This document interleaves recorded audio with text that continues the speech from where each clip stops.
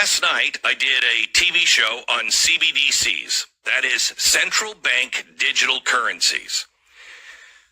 I spent about, 3 hours yesterday. Really brilliant guy. Very well-connected in government, with government agencies, with banking, etc., etc. The guy's no slouch. I was shocked to hear him talk to me about what's coming. Because what people think, what you think, because you're getting the garbage from television, what you think is coming is a recession. What your crazy friends might say to you is coming is maybe a depression. You'd be mistaken. Those are lies. What is coming is a collapse of the dollar.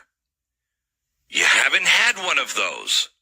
We've never experienced the collapse of the dollar, of the world's reserve currency.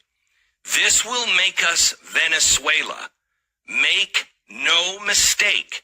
If you want to be prepared, prepare yourself like people should have prepared in Venezuela. Soon, everything will be collapsing, and the banks will close, and there will be chaos, and everyone on radio and television and the internet will be telling you we have to do central banks. We have to do digital currency from the central. Brazil and China struck a deal to ditch the U.S. dollar. This is something that every expert for the last 20 years have said that will never happen. And I said it will happen as soon as someone comes up with something more stable than the dollar. Because everyone said, Glenn, you can't abandon the dollar. Yeah, I mean, it sucks. It's the worst. Remember I used to say, but it's the floatiest poop in the toilet bowl? As soon as somebody says, hey, here's something not in the toilet bowl, the world will scramble towards it and will be flushed. That is exactly what is happening now. China is putting a deal together with the world, with our former partners, the people we have dissed, ignored, the people that we have slighted over the years. And with this administration, all of our former allies are looking at us going, you guys are dying, man. You are not a superpower anymore, and the dollar doesn't have long to live. I'm throwing in with China. Psalms chapter 49 and verse 11. Their inward thought is that their houses shall continue forever, and their dwelling places to all generations. They call their lands after their own names. First and foremost, I want to give all praise, our honor, and our glory unto Yahweh, Bahashem, Yahweh Shai, Bahashem, Rakak Wadash, and next double honors to the head apostles / elder bishops of the great millstone who teach and who rule will. Peace, blessings, and safety. To all you sincere Akim, keep pushing, keep believing, and keep the faith, regardless of whether they will hear or whether they forbear. All right, I started off with this verse because, you know, the guy in the video that we just watched, he was saying that most people, they think that it's going to be a recession or maybe another depression. All right, but no, okay, we are coming into the end of America, Babylon the Great, as we know it. Okay, you know, the America that we grew up in, you know, the place that was stable, never been touched. When I say never been touched, I mean never seen foreign invasion.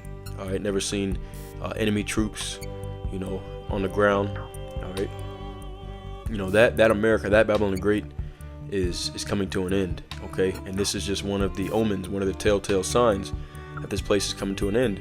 As the guy said in the video, he said America, Babylon the Great is no longer a world power. All right, it is, but you know, that time is coming to an end, and the whole world sees it. That's the reason why the nations are now bold enough to rise up against America. All right, and they're coming in many different ways. Okay, the financial collapse All right, taking the American dollar no longer being, the world reserve currency. All right, this is just one of the ways that the Eastern nations are rising up against Babylon the Great, and we all know who's in control. All right, it's Yahweh, Bahashem, Yahweh Shai. All right, but most Americans are completely oblivious. Okay, especially Edomite Americans. They're praying that it gets better. They're praying that America's healed. Okay, when the scriptures say, she will not be healed. All right, if she was healed, I would have healed her. Take balm for her. Okay, being a healing agent. That's I think Jeremiah the 51st chapter. So Babylon the Great is not going to be healed. Okay, Babylon the Great is about to be wounded by all the nations that it was confederate with. Okay, let's get this again. Psalm chapter 49 and verse 11. Their inward thought, and then there is speaking of Esau, Edom, all right, and those that are joined unto him in the beast system. Their inward thought is that their houses shall continue forever. All right, they're gonna be, passing down generational wealth, for another 100 years, another 500 years. Okay, and their dwelling places to all generations. They call their lands after their own names, and this is a prophecy of the wicked. Okay, wherever they conquer, wherever they take over, they call the lands by their own names. America is named after Amerigo Vespucci, which you go into the Latin word amargo, it means bitter. Okay, so this place is bitter. Okay, and it's going to be bittersweet when Babylon the Great goes down. Okay, it's going to be very bitter to the vast majority of Americans. All right, but for the hopeful elect, this place going down is going to be extremely sweet. There's nothing sweeter, as it says in Sirach the 25th chapter, around about verse 9. Okay, nothing better than the man that lives to see the downfall of his enemies. Okay, but this is a prophecy. They call their lands after their own names. America, Amerigo Vespucci. Africa, all right, Leo Scipio Africanus. Okay, Europe, I believe it was like Queen Europa.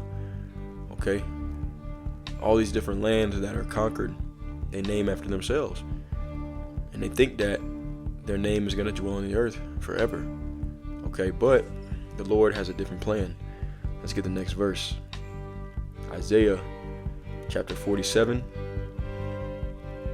Isaiah 47, and I'm going to go down to verse 8.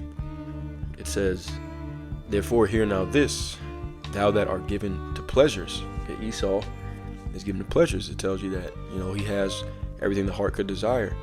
That dwellest carelessly, that sayest in thine heart, I am, and none else beside me. As Esau, he's at the top, and especially America, Babylon the Great. The pride, okay? America is the top dog. Esau believes himself to be the top dog. I am, and none else beside me.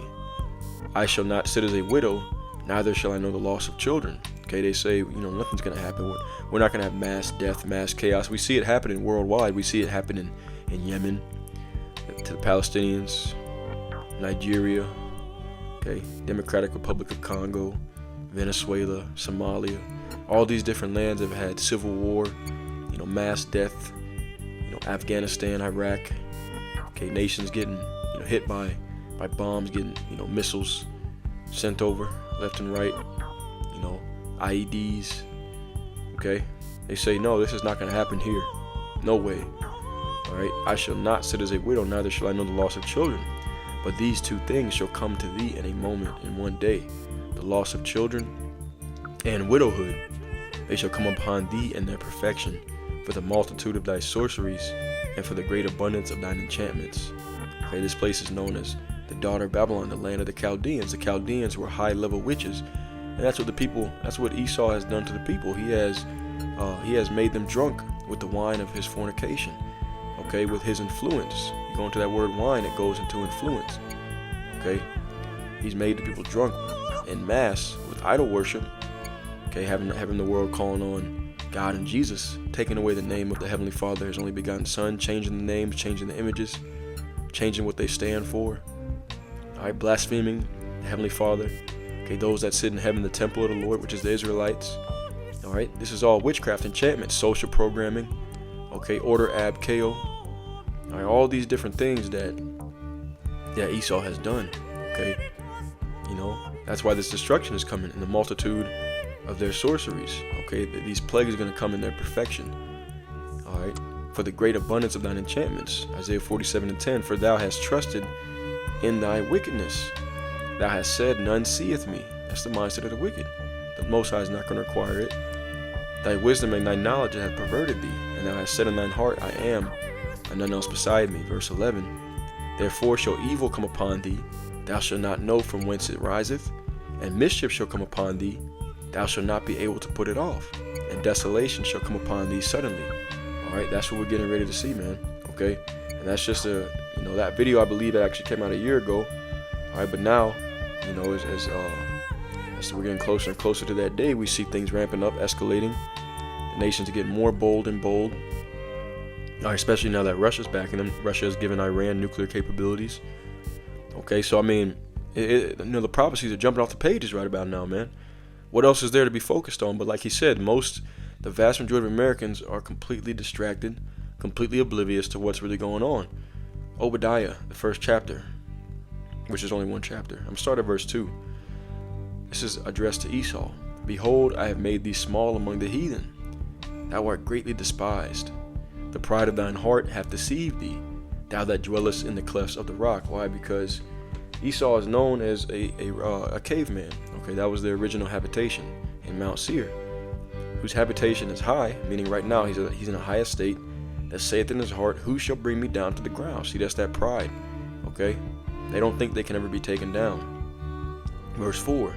Though thou exalt thyself as the eagle. Okay, what's the national bird of America? Okay, the bald eagle. And many other Edomite strongholds as well. They use that as their symbol. And though thou set thy nest among the stars, thence will I bring thee down, saith the Lord. Alright, and I'm going to skip down to verse 6. How are the things of Esau searched out? How are his hidden things sought up? Alright, we know the answer to that question. It's rhetorical. By the Spirit of the Lord's mouth. It says, all the men of thy confederacy, alright, have brought thee even to the border. The men that were at peace with thee have deceived thee and prevailed against thee. They that eat thy bread have laid a wound under thee, and there is none understanding in him. Did we not hear the man say that all the nations that we were once allies with are now, they're saying, we won out. Hey, America's collapsing. We're going to join up with China. All right. This is all fulfilling prophecy, man. All the men of thy, let's read that again. Obadiah 1:7. All the men of thy confederacy have brought thee even to the border. The men that were at peace with thee have deceived thee and prevailed against thee. They that eat thy bread have laid a wound under thee. There is none understanding in him. Shall I not in that day, saith the Lord, even destroy the wise men out of Edom, and understanding out of the mount of Esau? And thy mighty men, O Teman, the mighty men of Teman shall be dismayed, to the end that every one of the mount of Esau may be cut off by slaughter. Okay, that's the reason why. If you want to, that's the reason what's going to happen. That's what's going to happen, Salaki. Okay, that's what this is. That's the end result of this. Okay, is that Esau, every one of the mount of Esau, may be cut off by slaughter, by the sword. And you read, you keep reading. It's going to tell you the reason why. Okay, you can't think that you can't possibly think that you're going to do all these things and that you're going to get away with it. As a matter of fact, I believe it was Thomas Jefferson or some one of those guys. Let me see. Let's see if I can find the quote.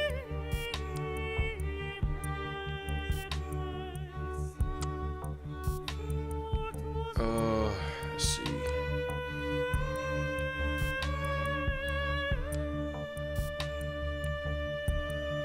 This is definitely, I'm way off. I gotta find the quote, but I am way. I know I'm off on the quote. Nah. I remember it from a long time ago, but it'll come back to me another time. Maybe I'll post it in the comments.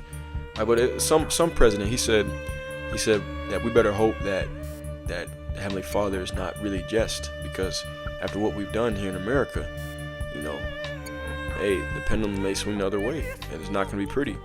It was some president said that back in the 60s, 70s, one of those. Okay, I can't remember what it was. I'm occupied in prophecy. Let's get one more. Ezekiel chapter 7. And this was really applying to the Israelites, but this is going to happen, all right, in today's time. Ezekiel 7:17, all hands shall be feeble, and all knees shall be weak as water. They shall also gird themselves with sackcloth, and horror shall cover them. And shame shall be upon all faces, and baldness upon all their heads.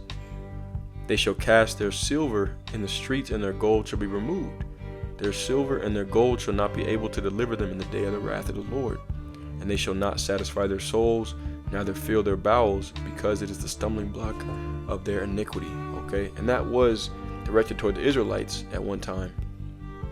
All right, but this is the same thing that's going to happen, okay, unto Babylon the Great. It tells you that all the curses that came upon us will come upon our enemies and those that persecuted us, according to Deuteronomy 30th chapter, about verse 7. All right, I'm gonna get this.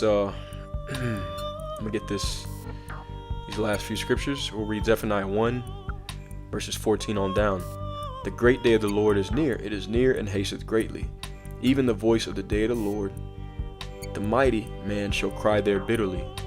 That day is a day of wrath, a day of trouble and distress, a day of wasteness and desolation, a day of darkness and gloominess, a day of clouds and thick darkness, a day of the trumpet and alarm against the fenced cities and against the high towers.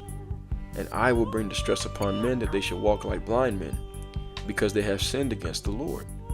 And their blood shall be poured out as dust, and their flesh as the dung. Neither their silver nor their gold shall be able to deliver them in the day of the Lord's wrath, but the whole land shall be devoured by the fire of his jealousy, for he shall make even a speedy riddance of all them that dwell in the land. All right, and I'm gonna close out with that. Okay, so you get the picture. All right, this is the time we're coming into, man.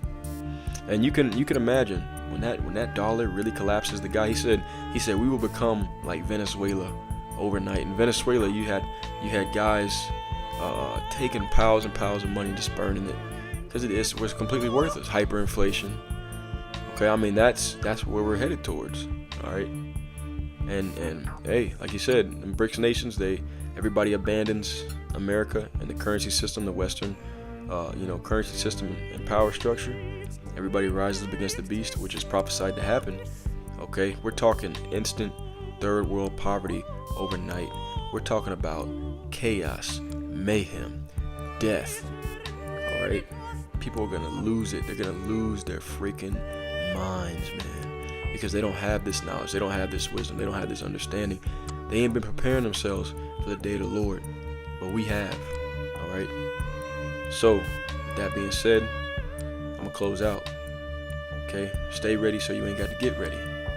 Get right with Yahweh Shai. Don't wait. Time is running short. The collapse is near. Lord's will is edifying. With that being said, Shalom.